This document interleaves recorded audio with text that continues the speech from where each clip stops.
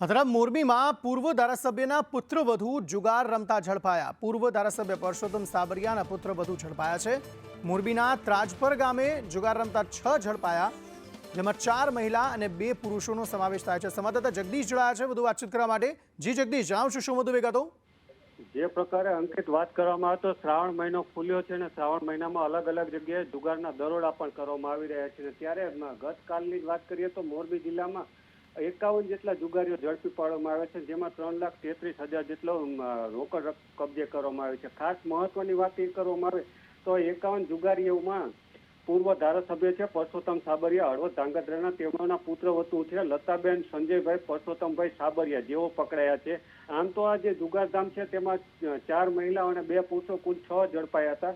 Morbi city B division police મથકે ફરિયાદ નોંધાઈ છે। પોલીસે ત્યાંથી 11,700નો મુદ્દામાલ જપ્ત કર્યો છે। આમ પૂર્વ ધારાસભ્ય પરસોત્તમ સાબરિયાના પુત્રવધુ જુગાર રમતા ઝડપાયા છે અને પોલીસ દ્વારા કાર્યવાહી કરવામાં આવી રહી છે। અંકિત, આભાર સમગ્ર માહિતી આપવા માટે।